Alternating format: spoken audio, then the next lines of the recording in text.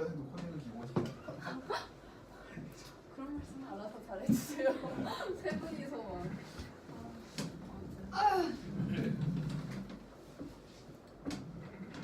시작이 된 건가요? 네. 할게요. 네, 안녕하십니까. 2018년 2학기 위정현 교수님 경영전략 기말 토론 과제의 토론을 시작해 보도록 하겠습니다. 이번 토론에 관련된 영상의 기본적인 주제는 4차 산업혁명과 AI 그리고 G러닝에 대한 이야기였는데요. 그 안에서 저희 나름의 주제를 정해서 토론을 해보도록 하겠습니다. 먼저 강의 가장 초반부에 주로 말씀을 하셨던 인간과 AI의 대체 가능성에 대해서 이야기를 진행해 보도록 하겠습니다. 각자 지금 4차 산업혁명의 시대에서 인간이 정말로 AI에게 대체될 수 있다고 생각하는지 먼저 토론자분들의 본인의 생각을 공유해 보도록 하겠습니다. 네. 네, 발표자 김혜환입니다. 네. 저는 AI가 인간을 대체할 수 있는가라는 질문에서 네. AI가 인간을 충분히 대체할 수 있다고 생각합니다. 왜냐하면 지금 현재 AI는 약 한 7세 아동 정도의 지능을 가지고 있다고 판단을 하고 있고 다양한 부분에서 AI가 현재 인간을 대체하는 부분이 많기도 하고 AI라는 것 자체가 머신러닝, 기계가 학습하는 것이기 때문에 학습 방향에 따라서 충분히 인간을 대체할 수 있을 것이라고 생각합니다.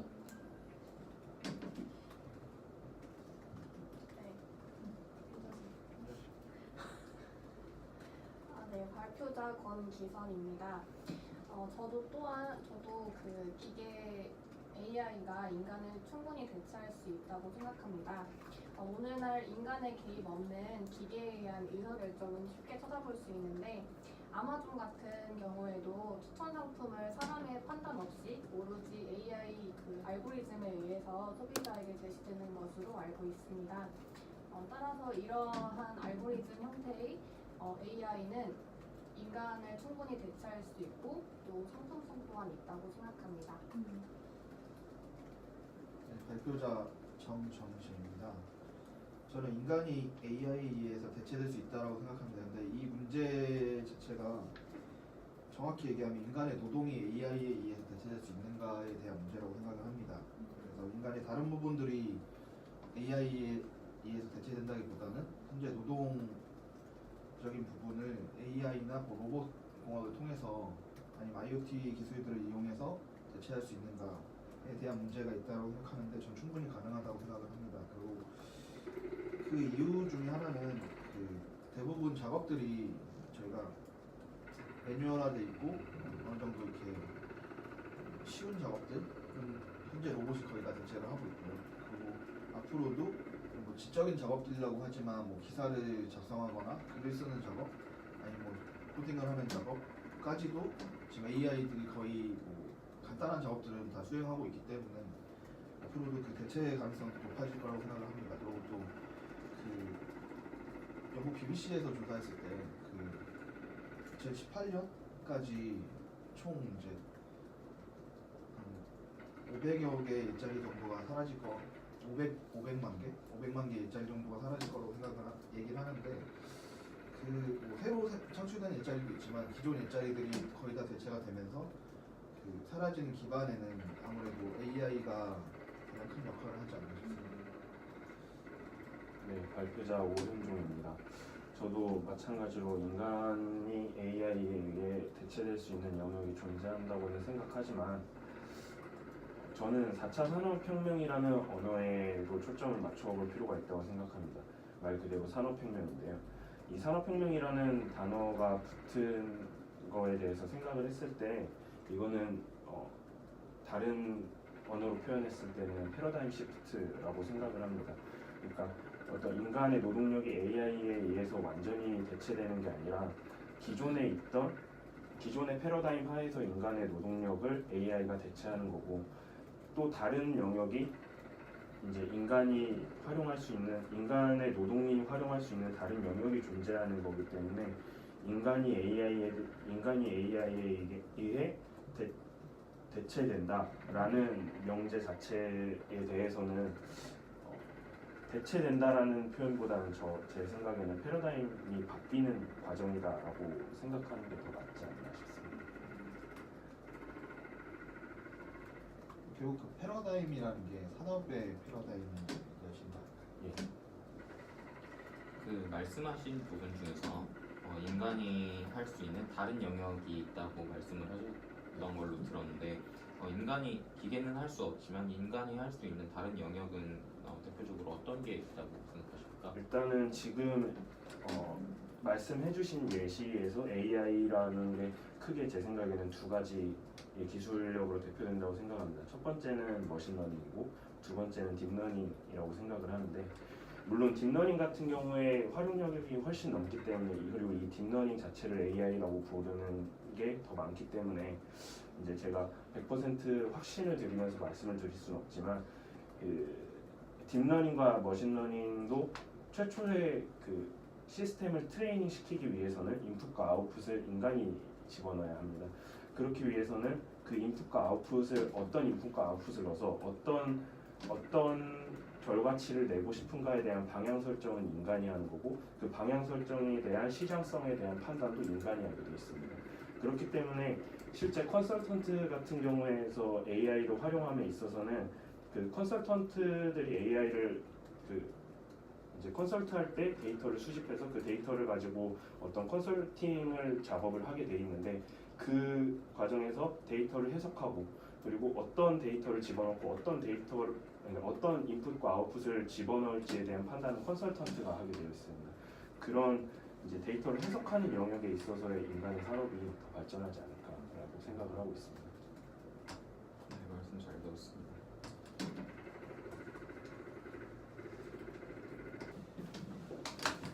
4차 산업혁명 전반에 대해서 막 얘기하면 네네. 저는 네. AI가 솔직히 4차 산업혁명의 본질적인 기술이긴 한데 네. 두뇌를 담당하고 있는 거긴 한데, 그 두뇌에서도 뭐 판단에 대한 능력을 제공하는 거잖아요. 그래서 얘도 특이한, 그러니까 정확히 용어는 기억이 안 나지만 두 가지 정도로 나뉘는데 수동형 AI랑 능동형 AI가 있어서, 수동형 같은 경우에는 지식들을 주면 어떤 전문적인 지식이나 그런 거에 대해서 습득을 하고 거기에 대한 판단을 내리는, 그래서 예를 들어서 뭐 알파고 같은 경우에 키보드를 쭉 제공을 하고 이 수들을 분석을 해서 알파고가 거기에 대해 다음 수를 이렇게 판단할 수 있는 것들을 하고요. 아니면 뭐 그 화가 기계 이런 게 있는데, 화가 로봇 이런 게 있는데 막 그림들을 막 제공을 하고 인간의 형태를 어떻게 그림을 그릴 것인가에 대한 정보를 제공하고 그것들을 학습해서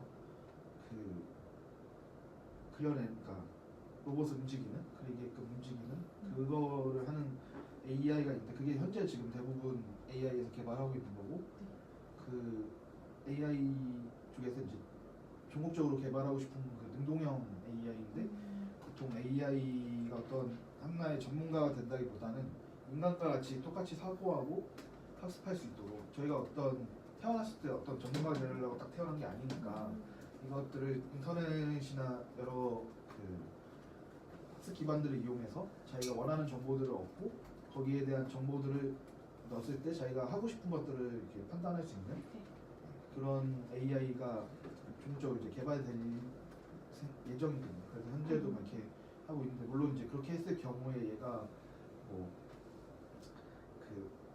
막 인류 역사를 학습했는데 히틀러에 대한 역사에 너무 꽂혀가지고 인류를 막 죽여버리고 다 이런 디스토피아적인 SF 소설 같은 거, 그런 것도 막 나오고, 그러니까 AI에 대해서 이렇게 그런 능동형 AI에 대한 전망이 되게 안 좋긴 한데, 어쨌든 궁극적으로 개발해야 할 방향이라고 지금 가고 있긴 하고, 그럴 경우에 이 AI를 어떻게 통제할 것인가, 그 AI에 의한 지배 같은 이런 디스토피아적인 관점들을 계속 내놓고 있는데, 그것들이 일어나지 않기 위해서 우리가 어떻게 AI를 통제하고 그들에게 어디까지 지식의 권한을 줄 것이며 지능을 어떻게 활용할 수 있게 권한을 줄 것인가에 대한 문제, 그런 것들이 많이 얘기가 되거든요. 앞으로 장기적으로 봤을 때 어떻게 발전할 것인가.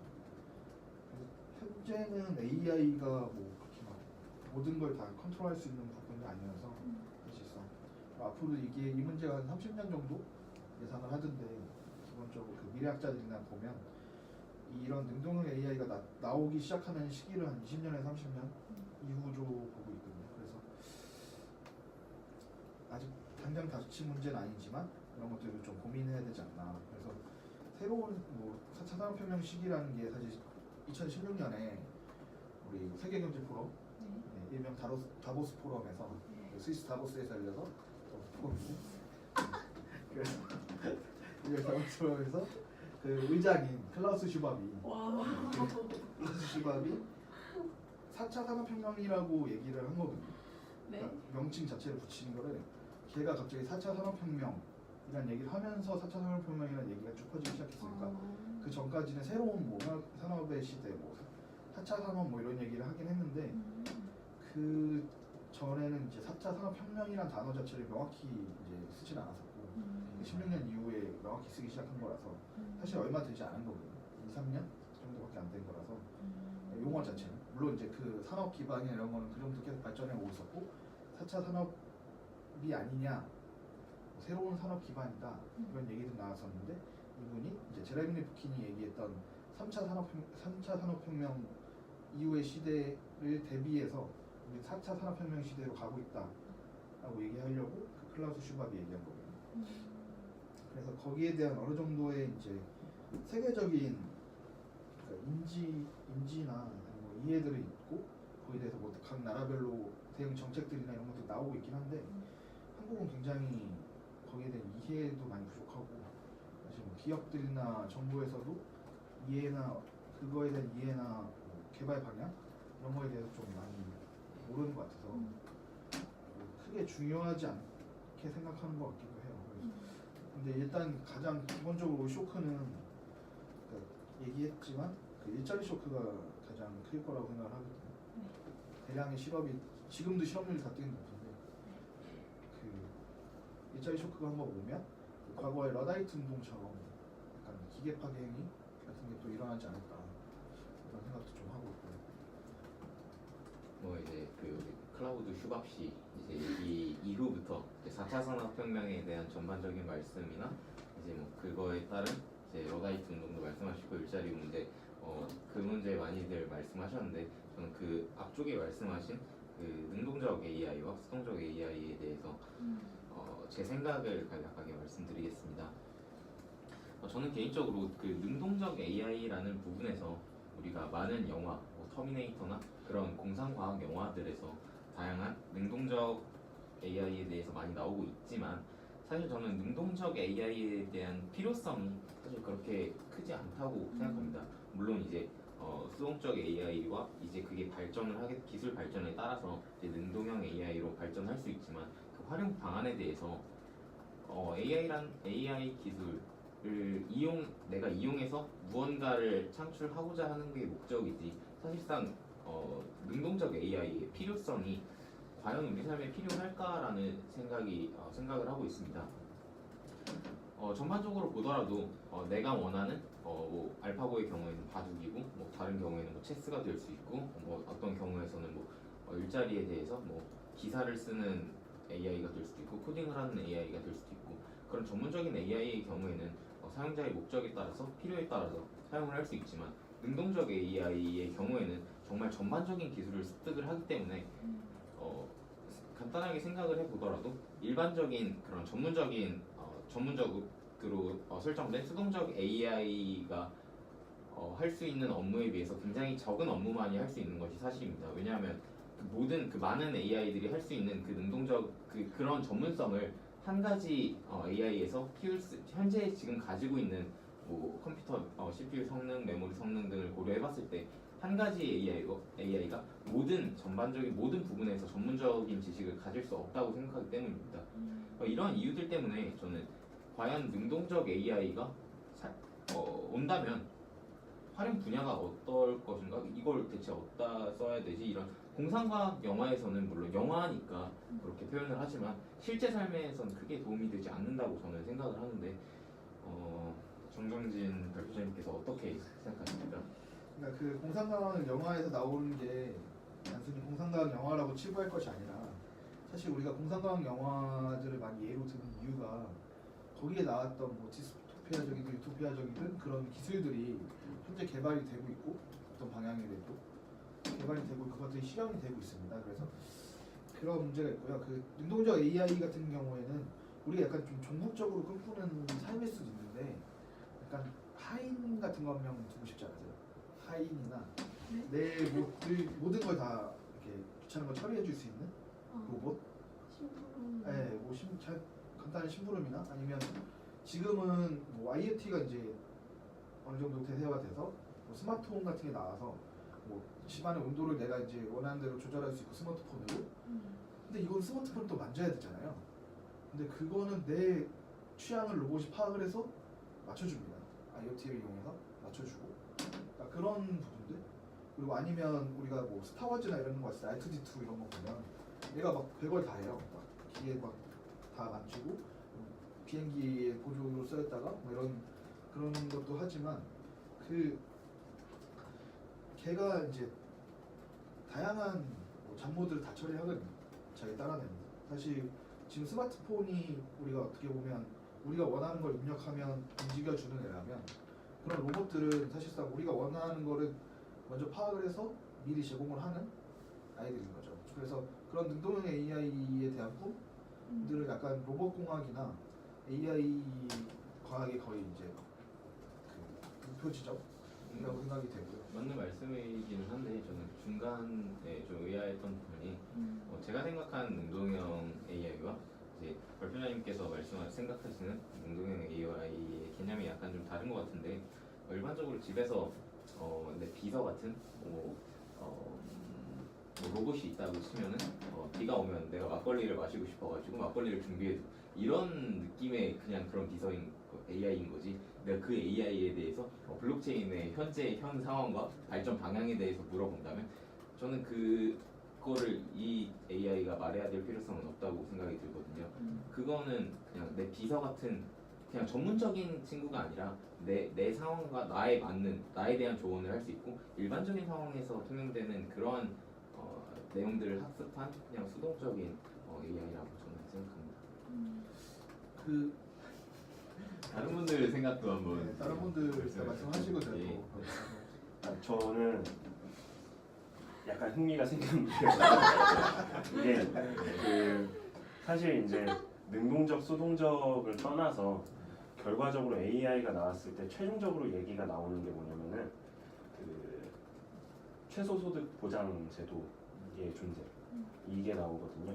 네, 만약에 이제 이쪽으로 계속 얘기를 한다면은 그 얘기를 하는 것도 좋을 거라고 생각을 하는데요. 우선 첫 번째로 그 일단 저희가 지금 자본주의 사회에 있고 그렇기 때문에 대략적으로 경제학적으로 한번 사회를 해석을 해보면은 어떤 기술이 발전하고 그 기술 자체는 자본 스톡으로 얘기를 할 수 있습니다.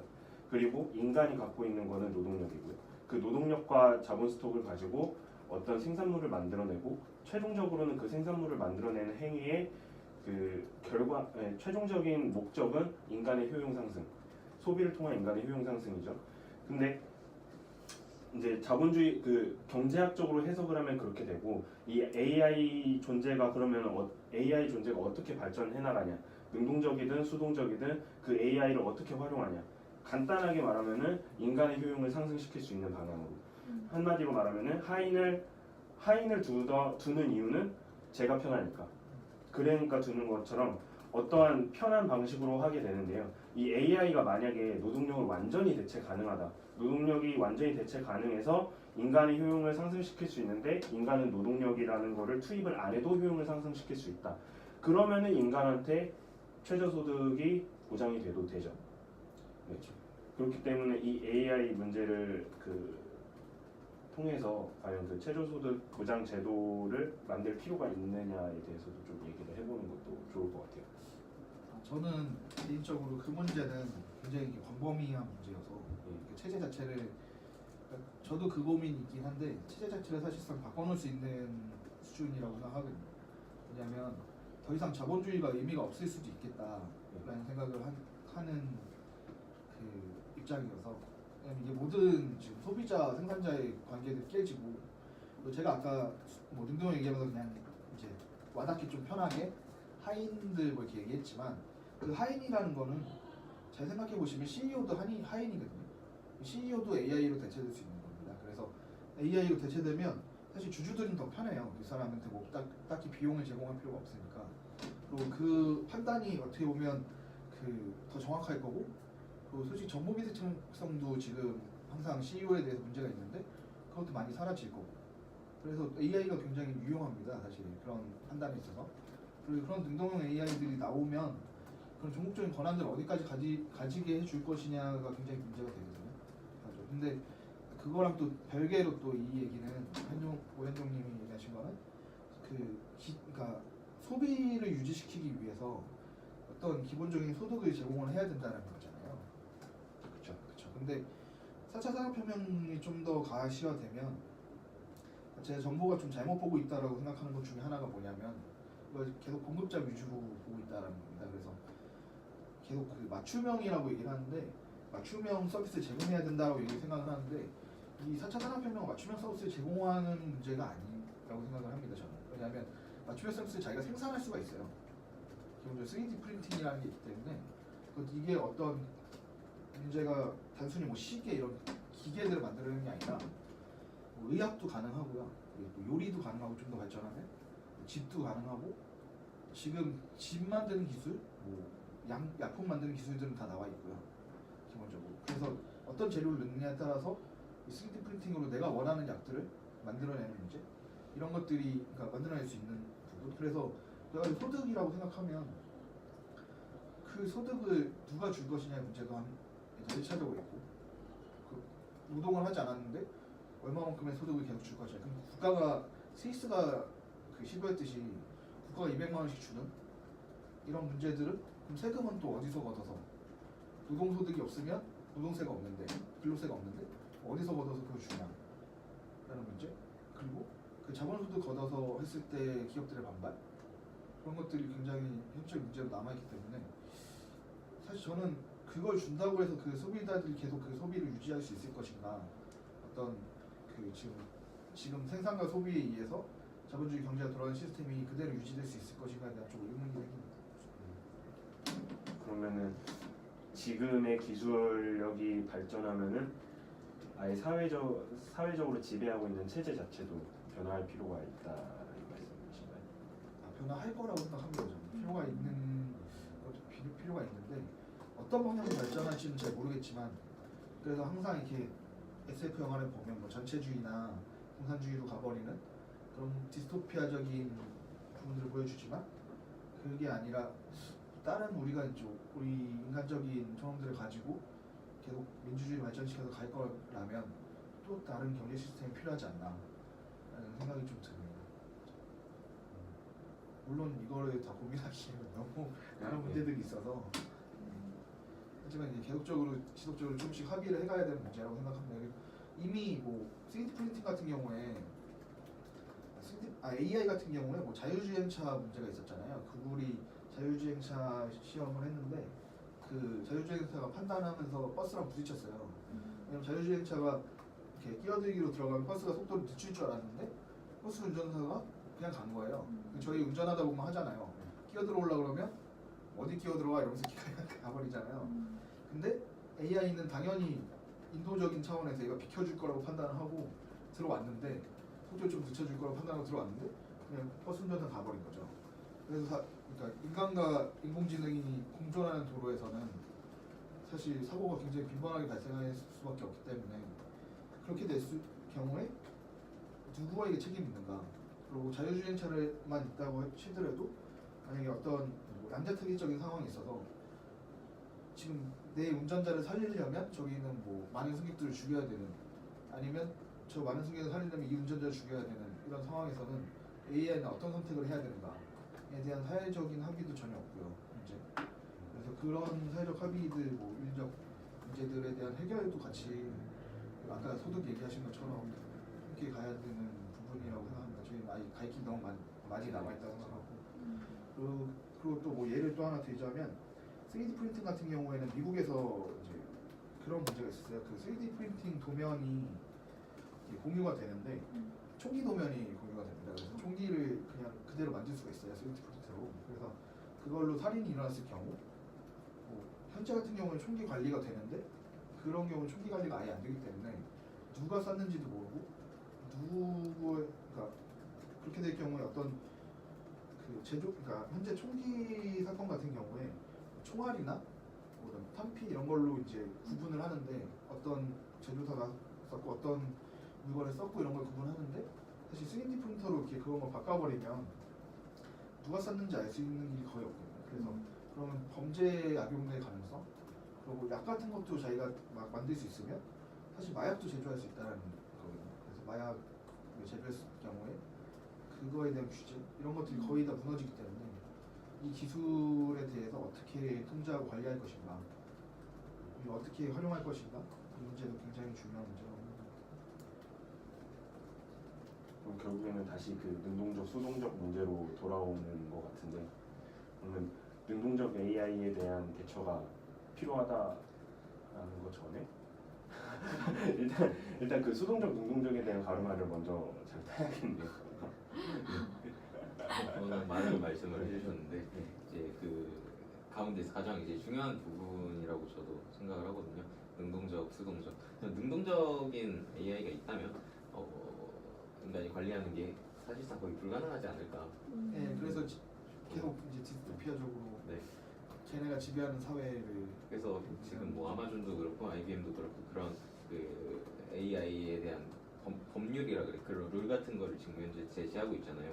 세 가지 정도로 나오는 것으로 알고 있는데 가장 제 1항으로서는 뭐 인간을 해쳐서는 안 되고 뭐 2항으로서는 인간을 해치지 않는 선에서는 그 AI 스스로 로봇 스스로 본인을 보호해야 된다는 점이고 이제 세 번째는 기억이 안 나요. 그래서 뭐 그러한 것들을 이제 제시하고 있는 것들을 생각을 해보면 이제 그러한 회사들에서 궁극적으로는 말씀하신 대로 좀 인간이랑 로봇 AI와 좀 동등한 입장에서 나를 해칠 수도 있는 그런 대상으로 보고 있기도 하고 그렇기 때문에 규제가 좀 더 확실히 뭔가 명확하게 된 그런 규제가 필요하다고 저도 생각합니다.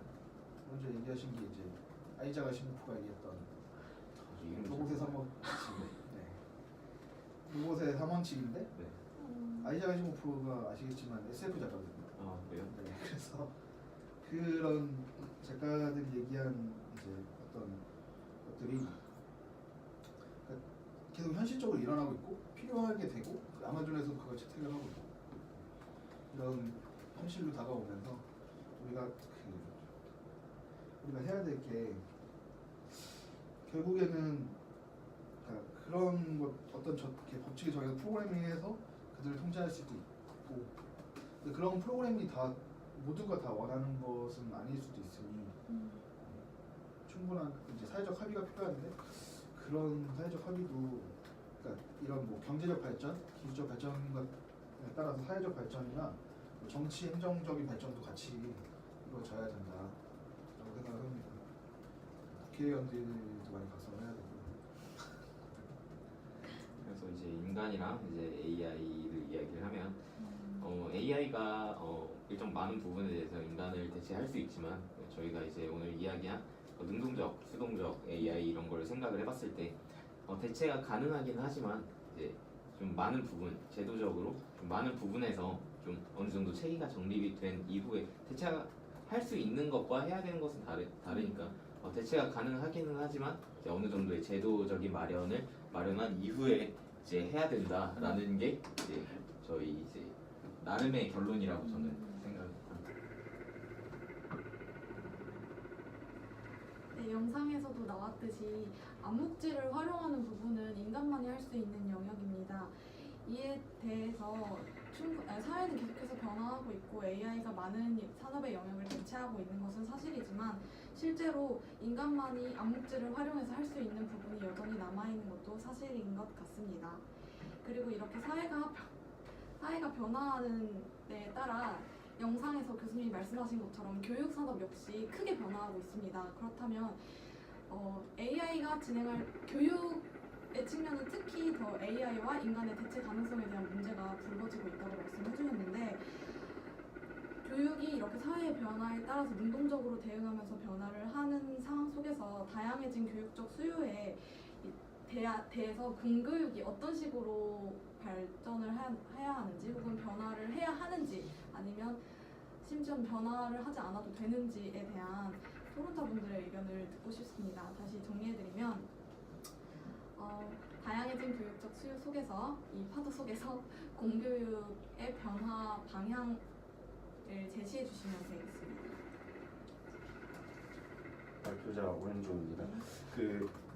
우선은 공교육의 방향에 대해서 먼저 말씀드리는 것보다 현재 공교육이 어떤 식으로 진행되는지에 대한 현재 공교육에 대한 진단을 먼저 하는 게 맞다고 생각을 해서요.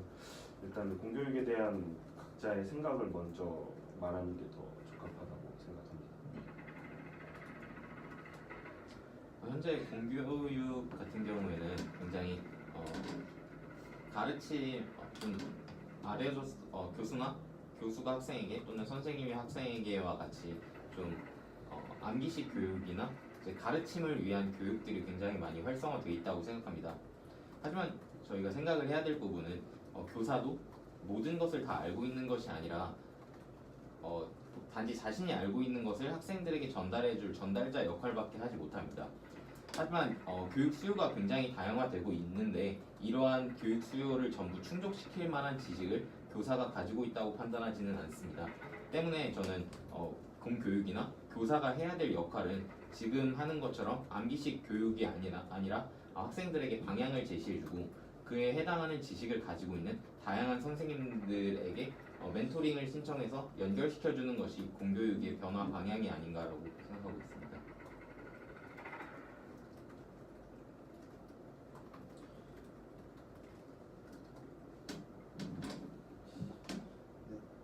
발표자 정정진입니다. 공교육이라는 게 현재 산업 구조로 얘기하면 그러니까 소품종 다량 생산으로 교육 서비스를 제공하는 것이라고 할 수 있습니다. 그래서 공급자 위주의 공급자 중심의 서비스 제공이라면 그러니까 지금 4차 산업혁명 시대에는 수요자 중심의 산업 구조로 개편돼야 되는 거고 교육 서비스 역시도 수요자 위주의 맞춤형 교육을 제공을 해야 되는데요. 맞춤형 교육을 제공하기 위해서는 사실 어떤 교사들이 어떤 방향성을 제시해주고 뭐 이런 것들을 하기보다는 사실 교사와 학생의 매칭 시스템이 더 중요하다고 생각을 합니다. 저는. 그래서 교사도 사실 어떤 공교육 시스템 기존의 공교육 시스템처럼 어떤 일률적인 교사의 상들이 있는 게 아니고요. 교사도 굉장히 개성이 강하고 각자 제공할 수 있는 교육 서비스가 다 다르고 다 다양한 교육 서비스를 가지고 학생들을 만나면 이 학생들 역시도 다양한 수요들을 갖고 있기 때문에 이것을 어떻게 매칭시키는가에 대한 문제 그리고 그 지식들을 아까 얘기하신 대로 그 암묵지에서 머무르지 않고 형식지로 어떻게 전환시키는가 문제를 좀 개선시켜야 공교육이 나갈 방향이 보일 것 같습니다.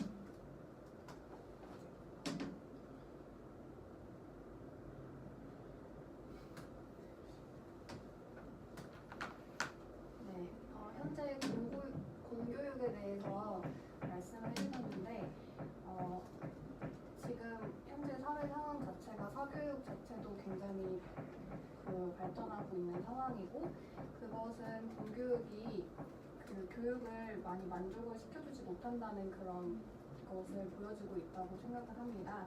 아까 말씀해주셨듯이 뭐 선생님과 학생의 멘토 역할을 한다든지 매칭의 문제라든지 그런 부분을 가이드라인을 정해서 조금 더 공교육이 활성화될 수 있도록 하는 부분이 필요하다고 생각합니다.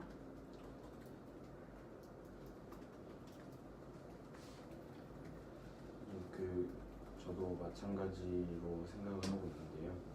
우선은 공교육 자체가 현재는 가르친다가 주된 개념이라고 생각을 합니다. 그러니까 이제 김현 발표자님께서 말씀해주셨던 바와 같이 어떤 선생이 제자를 가르친다라는 개념 하에서 이루어지기 때문에 어떤 이 일관된 지식의 습득 측면에서 공교육이 강화되는데 이러한 측면의 공교육에 대해서는 확실히 변화가 필요하다고 생각하고 있습니다.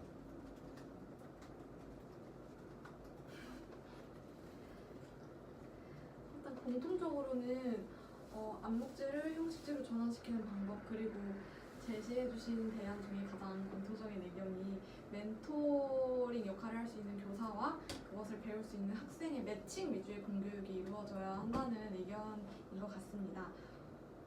혹시 그렇다면 이제 현대 사회에서 발전하고 있는 모습을 활용하든지 어떤 기술이나 사례 등을 통해서 이런 교사와 학생의 매칭과 관련해서 생각하시는 방안이나 어떤 플랫폼의 활성화 방안 같은 것들이 있으면 말씀해 주시면 감사하겠습니다. 없으면 없다고 말씀해 주시면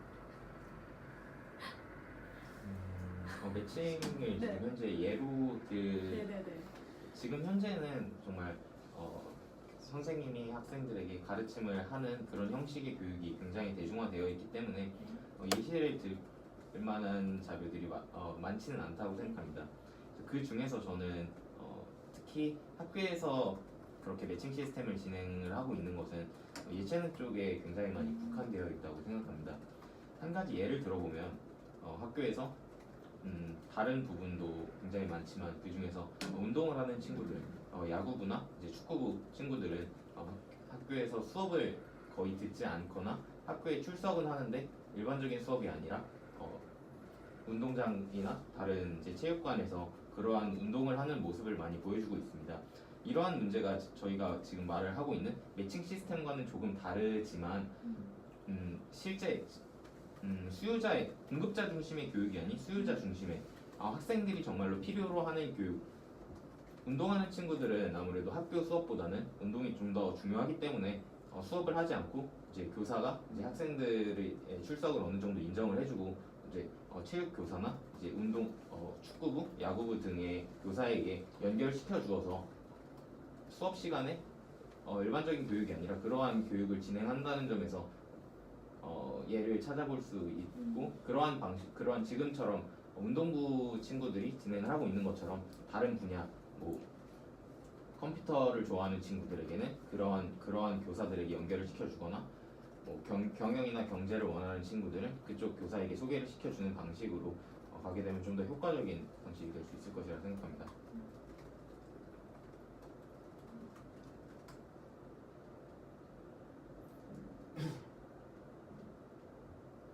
네, 그러면 이렇게 공교육의 방향성에 대한 각자의 의견을 공유해 봤습니다. 그러면 이제 교수님의 강의의 주제보다 조금 더 집중을 하기 위해서 쥐러닝에 대해서 조금 이야기를 나누어 보도록 하겠습니다.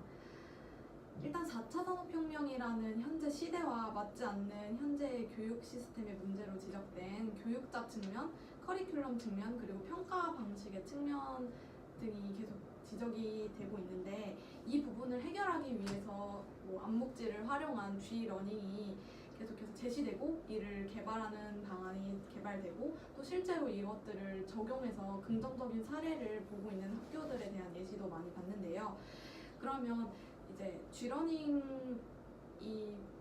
본격적으로 국내에 도입이 되고 이것들이 활성화되는 시점이 그렇게 많이 남지 않은 것으로 보입니다. 이러한 상황 속에서 그러면 G러닝에 대해서 일단 본인의 생각을 조금씩 말씀해 주시면 감사하겠습니다.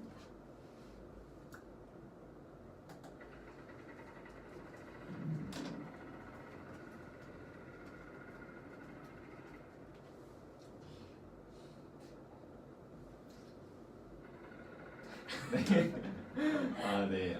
발표자 김현입니다. 제가 먼저 G러닝에 대한 간단한 생각을 말씀드리도록 하겠습니다. 저희가 앞서서 공교육이나 이제 여타 지금 현재 진행하고 있는 교육에 대해서 많이 토론을 진행을 했습니다. 이러한 토론에서 공통적인 부분은 지금 현재의 교육 시장은 이제 앞으로의 4차 산업혁명에 맞는 교육이 아니라고 생각했고 그에 따른 해결 방안으로 G러닝에 대한 의견이 나왔습니다. G러닝의 암묵지 성향은 창의성, 그리고 문제 해결 능력, 리더십, 열정, 갈등 조정 능력입니다. 하지만 저는 이 부분에 대해서 많은 부분, 특히 창의성이나 뭐 열정, 갈등 조정 능력과 같은 부분에 대해서는 4차 산업혁명에 꼭 필요한 G러닝의 이론적 기반이라고 생각합니다. 하지만 문제 해결 능력이나 리더십과 같은 부분은 4차 산업혁명이 진행이 된다면 굳이 교육으로서 꼭 있어야 되는가라는 의문점을 가지고 있습니다. 예를 들어서 리더십에 대해서 말씀드리겠습니다.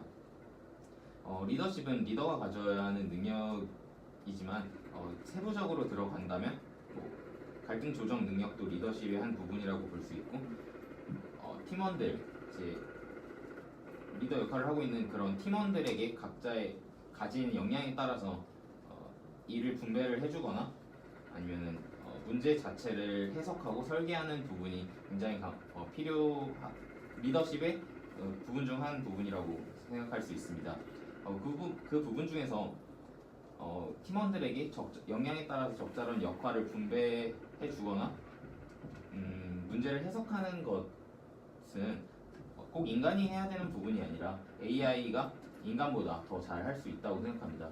각자가 가진 역량이나 각자가 해왔던 프로젝트나 경험 같은 것을 기계에 먼저 학습시켜 둔다면 인간이 판단하는 것보다 감정이 들어가지 않고 냉정하게 더 분배를 잘 할 수 있을 것이라고 생각합니다.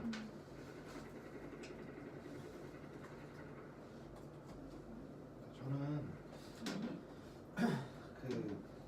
기본적으로 4차 산업혁명에 대한 이해들이 약간 좀 각기 다르고, 사실 4차 산업혁명이라는 개념 자체가 나온 지가 그렇게 오래되지 않았습니다. 2016년에 나오게 된 개념인데, 사실 아직 4차 산업혁명이 올 거라고는 다들 알고 있지만 이게 명확히 무엇인지 어떻게 바뀌어야 되는지에 대한 이해가 다 아직 부족한 상태에서 어떻게 가야 된다라고 얘기하는 것 자체가 조금 아직은 좀 힘들다라고 생각을 하고요. 좀 더 이해가 많이 선행돼야 되고 기술 개발이 좀 더 이루어져야 된다고 생각하는 입장입니다. 그리고 이 노나카의 암묵지 형식지 변환 이론은 사실상 암묵지가 중요하다, 형식지가 중요하다의 문제가 아니라 암묵지를 형식지로 변환시키고 다시 암묵지로 전환하는 과정 속에서 지식의 나사는 구조 발전이 일어난다라는 그런 이론이기 때문에, 사실상 형식지 흡수, 그러니까 학생의 수동적인 형식지 흡수자에서 능동적인 암묵지 생산자로 바뀐다라는 그런 개념이라기보다는 능동적인 암묵지 생산을 통해서 다시 또 이걸 형식지로 바꿔내고 그거를 다시 흡수해서 암묵지로 바꿔내면서 이 학생들이 결과적으로 자신의 지식들을 향상시킬 수 있게 교사가 멘토링 해주는 게 가장 중요하다고 생각을 합니다, 개인적으로는.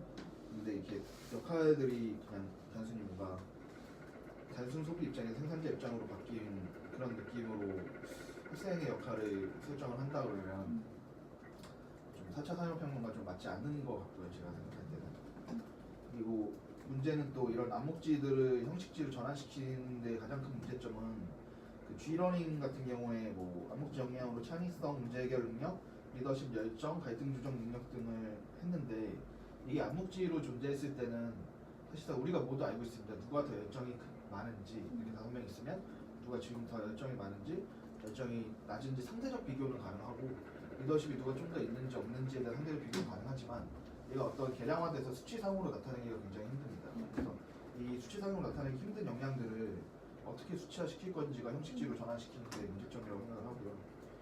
이 형식지로 나타내는 결국에 어떤 기준이 들어갈 수밖에 없는데, 그 기준을 누가 판단할 것이냐, AI에게 그냥 맡겨둘 것이냐, 인간이 어느 정도 기준을 잡을 것이냐, 그리고 개량화시킬 수 있는 문제인 거냐, 이게에 대한 논의들이 아직 사회적으로 컨센서스가 없기 때문에 그런 사회적 컨센서스를 가지고 가야지 함께 변화할 수 있는 그런 개념이라고 생각을 합니다.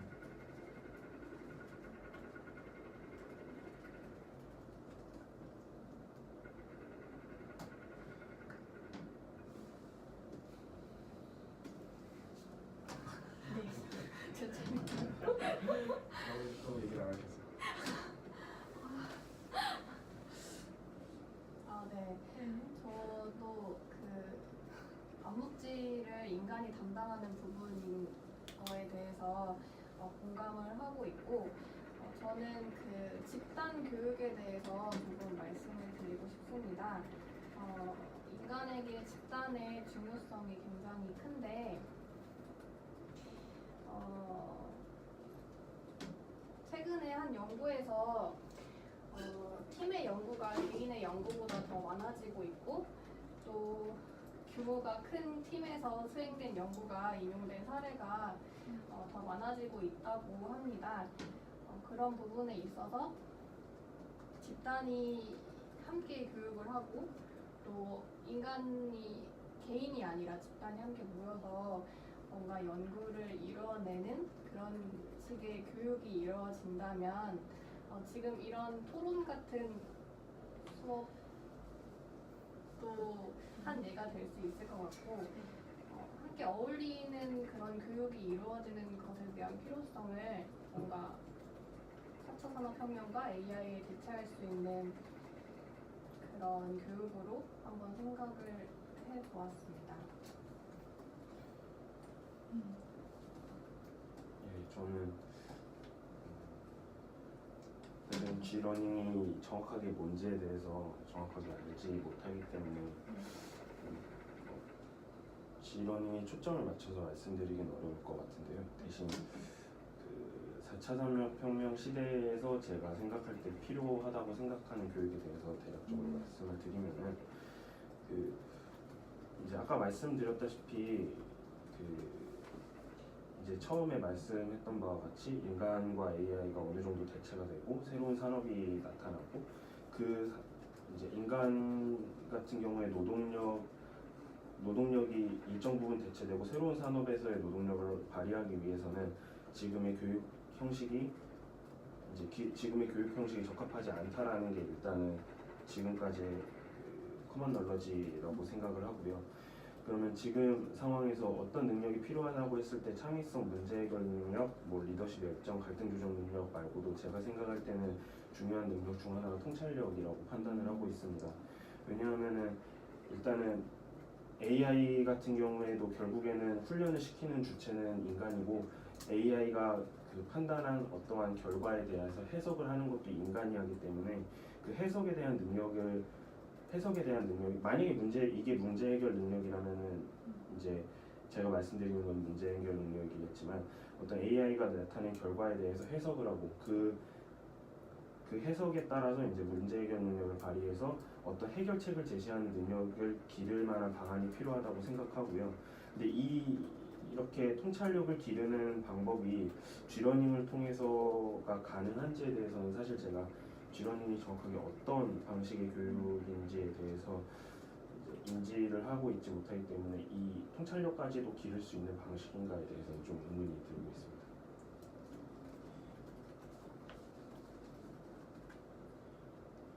저는 일단 G러닝이 저도 이제 명확하게는 어떤 개념인지 모르겠지만 제가 이제 아는 바로는 이것이 공교육 시스템을 대체할 수 있을 정도의 것인지는 솔직히 좀 의문이 좀 가고요. 왜냐하면 공교육이라는 게 제가 지금 토론을 조금 넘어왔지만 공교육의 본질이라는 건 어떤 교육 서비스를 국민들에게 다 제공을 한다는 거예요. 보편적으로. 그래서 보편적으로 제공하는 이런 교육 서비스에서 사실 맞춤형 그러니까 수요에 대한 대응이 굉장히 힘든 상황인데 만약에 그 맞춤형 수요에 대한 대응을 한다면 이제 공교육이 가지고 있는 공익성 자체가 굉장히 깨질 수가 있습니다. 그래서 왜냐하면 어떤 그룹을 잡느냐, 어떤 사람들과 하느냐에 따라서 그 수요는 다 달라질 수도 있고요. 수요가 어떤 맞춤형 수요가 자기는 더 이렇게 많은 G러닝 같은 걸 하기 원하는데 아닌 사람도 있을 수 있고 그런 그 다양한 수요들을 맞춰주다 보면 사실상 그 공교육이 제공할 수 있는 보편적인 교육들은 사실상 많이 무너지게 됩니다. 그래서 그런 보편적인 교육들이 무조건 나쁘다라고 생각되진 않거든요. 왜냐하면 어떤 저희가 사회를 이루고 살아가는 커먼센스를 만드는데 공교육이 굉장히 중요한 역할을 하기 때문에 그런 부분들을 어떻게 대체해 갈 것인가에 대한 얘기도 함께 가야 된다고 생각합니다. 네, 저도 이 부분에 대해서 어느 정도 동의를 하는데요.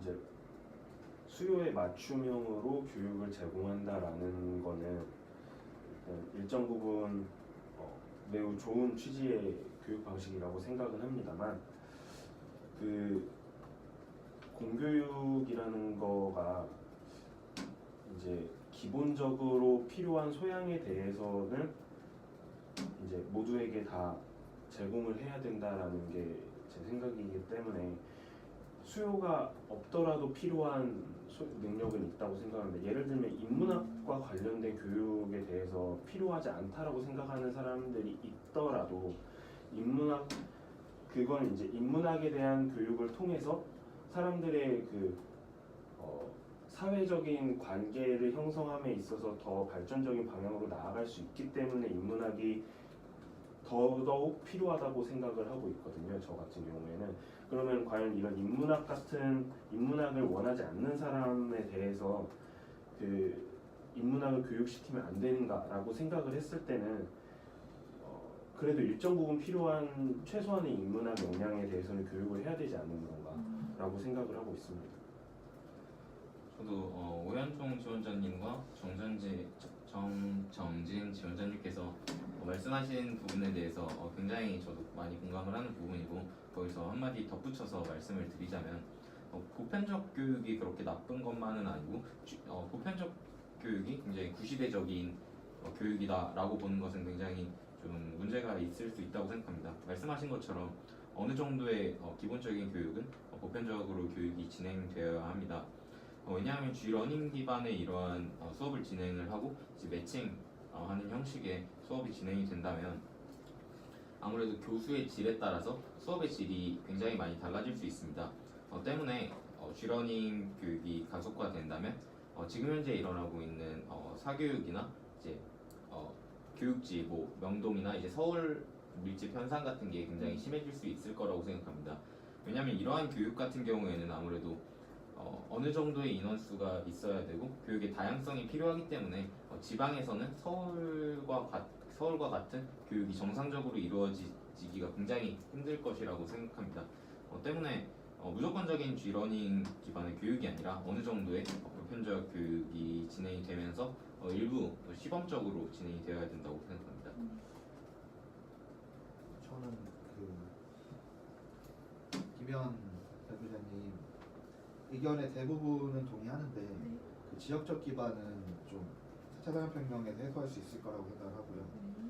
뭐 VR을 이용하거나 ICT 기술을 이용하면 충분히 가능할 거라고 생각하는데 저희가 VR을 통해서 가상 공간에서 이 교육이 이루어진다면 그것이 사실상 뭐 4차 산업혁명의 가장 큰 핵심이 가상인지 현실인지 구분할 수 없는 세계가 되는 것이기 때문에 그 공간적인 분리성 많이 해결이 된다고 생각을 합니다. 근데 아까 얘기하신 것 중에서 교수자의 질이 굉장히 중요하다는 거에 저는 동감을 하고요. 그래서 뭐 사범대 교육대가 그러니까 기존의 그런 보편적인 교육, 뭐 공교육적인 부분도 포함하지만 그 새로운 맞춤형 교육을 위한 이제 좀 우수한 질의 어떤 특수한 교육자들을 많이 이렇게 교육 자료들을 제공할 수 있고 그들이 개발할 수 있게끔 그러니까 사실 그것 역시도 뭐 교육대나 사범대에서 제공한다 그러면 그것 자체도 사실 그 교수자들도 그냥 제공받은 걸 학생들한테 학습시킬 수밖에 없기 때문에 그들이 이렇게 창출해서 만들어낼 수 있는 교육 서비스들 그런 문제들을 좀 양성하는 게 그런 양성하는 시스템이 좀 더 선행되어야 뭐 G러닝이라든지 이런 G러닝이라든지 그런 이제 방식이 가능할 수 있을 것 같습니다. 그리고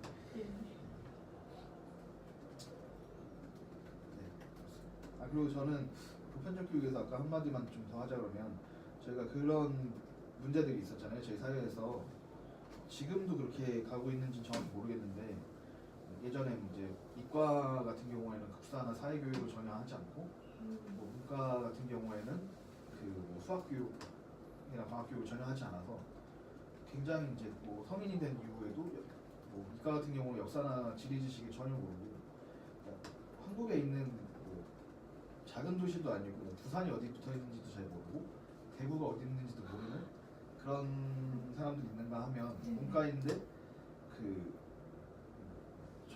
전기가 어떻게 돌아가니까 전기가 어떻게 들어오는지도 모르고 전구를 어떻게 뭐 어떤 원리로 돌아가는지 자체를 아예 관심도 없고 모르는 사람들이 이제 존재하는데, 그러니까 모두가 그런 걸 다 알아야 되냐라는 건 뭐 아닐 수 있지만 최소한 이제 그런 뭐 국사라든가 최소한의 지리 지식 아니면 최소한의 과학 상식, 전기를 만지면 위험하다 이런 건 안전 교육을 열심히 하지만 안전 캠페인을 하더라도 만지면 왜 위험한지에 대한 어떤 그 공감을 받으려면 교육을 통해서 이게 왜 위험한지 이런 것들을 이미 교육하고 있었어야 된다고 생각을 합니다. 그래서 그런 문제들을 해결하기 위한 보편적 교육 부분과 창의력 그리고 앞으로의 이제 산업 기반들을 좀 창조해 나가기 위한 창의력 기반의 학습들을 좀 분류하고 그것들을 이제 좀 이렇게 제공할 수 있는 이런 시스템들이 구축이 돼야 될 거라고 생각을 합니다.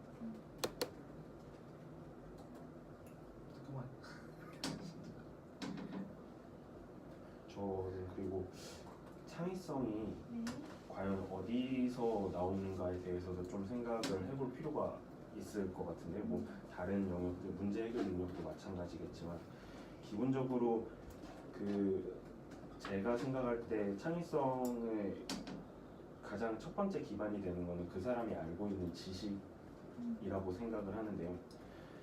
물론 이제 대부분의 그냥 어떠한 정보에 대한 습득 그리고 정보에 대한 전달 같은 거는 AI가 대부분을 할 수 있긴 하지만 이런 정보들을 알고 있는 상황에서 이걸 어떻게 응용하는가도 창의성이긴 하지만 그걸 알고 있다는 것 자체로도 창의성에 도움이 되기 때문에 단순히 그 어떤 문서화된 형태의 전달 가능한 지식인 형식지에 대한 교육이 필요하지 않다라고 생각하지는 않습니다. 그러니까 암묵지를 기르기 위한 보조적인 역할도 충분히 형식지가 할 수 있다라고 생각을 하기 때문에 둘 다 같이 병행해야 한다고는 생각을 하고 있습니다. 저도 그 오현종 발표자님의 의견에 동의하는 게 칸트가 얘기했었나요? 그 우리는 모두 거인의 어깨에 올라 있다라는 얘기를 했었잖아요. 그래서 그러니까 어떤 지식 기반이 제가 뭐 새로운 것들을 갑자기 창조해내는 것이 아니라 어떤 인류가 쌓아온 지식 기반에서 저희가 또 다른 것들을 바라볼 수 있고 또 하늘 아래에 새로운 것이 없다라고 얘기하는 말이 있듯이 그리고 어떤 새로운 것들을 만들어낸다는 건 사실 조금 다르게 보고 조금 달라지는 것 뿐이지 그 정말 생전 보지도 못한 아무도 모르는 것들을 만들어내는 것들이 아니기 때문에 창의성은 충분히 그런 지식이 선행이 돼야 된다고 생각합니다. 개인적인 경험에서는 제가 고시를 좀 오래 준비를 했었는데 그 그러니까 암기라는 게 어떤 지식을 받아들이는 데 있어서 이해가 중요하냐 암기가 중요하냐의 문제가 있죠. 그러니까 그게 어떤 암묵지나 형식지랑 좀 비슷할 수 있다고 생각하는데 사실 암기나 이해나 둘 다 필요한 거라고 생각합니다. 암기를 막 하다 보면 이해가 되고 이해가 좀 잘 되다 보면 암기가 되고 이것들이 계속 이렇게 돌아가는 과정에서 사실 제 지식으로 남았다가 그것들을 또 정리하는 과정에서 어떤 형식지로 바뀌고 다시 그것들을 다시 또 보는 과정에서 암묵지로 남고 이런 것들이 계속 그러니까 지식의 습득이라는 건 그런 걸 계속 반복해야 된다고 생각하고요. 그 솔직히 노나카가 얘기한 암묵지 형식지 개념 비슷하다고 생각하는데 그런 암묵지가 형식지로 전환됐을 때 그것들을 다시 일부 다시 암묵지로 받아들이는 사실 그 네 단계로 나누지 않습니까? 그래서 우리가 개인적으로 암묵지를 가지고 있는 것들 형식지로 만들어내고 집단에서 이것들을 공유한 암묵지로 다시 가져가고 다시 그 집단의 형식지가 되면서 다시 내재화되고 그것이 다시 암묵지로 돌아가는 이런 과정들을 계속 순환하면서 거치게 되는데 이런 과정들을 순환하면서 거치게 되는 게 가능하려면 단순히 그 형식지는 뭐 AI의 것, 뭐 암묵지는 학생의 것 이런 것으로 구분하기보다는 그것들 AI를 이용해서 그리고 뭐 빅데이터 등을 이용해서 이렇게 계속 순환할 수 있게 도와주는 것, 그 역할을 그 조력자인 선생님이 하는 것이 굉장히 중요하다고 생각을 합니다.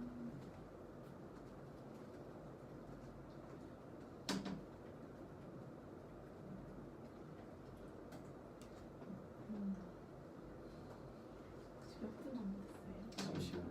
좀 잠시만요. 37분. 37분. 57분이요? 37분. 37분. 처음에 AI 얘기를 너무 빨리 넘어가서 뒷부분에 계속 하는데 할 말이 없어요. 진짜 딱 60분 해야 되는 거죠. 네. 59분 59초도 감점이에요. 아 F예요. 그럼 저기 그냥 이제 이 말은 자르실 거예요 지금? 네, 이거 자르서 넣어야겠어요. 그러면 그냥 그 아예 앞쪽 얘기를 더 하는 게 나을 것 같은데. 그렇잖아요. 편집이 가능하시면 앞쪽을 좀 더 얘기하는 게 더 나을 것 같아요. 아 그래요? 네. 네 그러면 뒤에 지금 쥐너링 뭐 알지도 못하는데 이런 게 있어요. 아니 한 번만 저거 정지 좀 하고 딱 다시 켜서. 사회자님께서 마지막 말씀 해주시고 정리하시면 될 것 아. 같은데. 네, 저기 발언 해주시면. 네. 이제 기본적으로 그 AI에 대한 4차 산업혁명 시대의 AI에 대한 문제와 특히 이제 능동적 그리고 수동적 AI에 대한 논의를 기반으로 AI가 사실상 인간을 대체를 하는 것 자체는 가능하지만 많은 부분에서 제도적이나 혹은 정책적으로 지원이 필요하고 이에 대한 인프라나 체계 정립이 기본적으로 선행되어야 하고 사회적 합의가 필수적이라는 의견이 공통적이었습니다.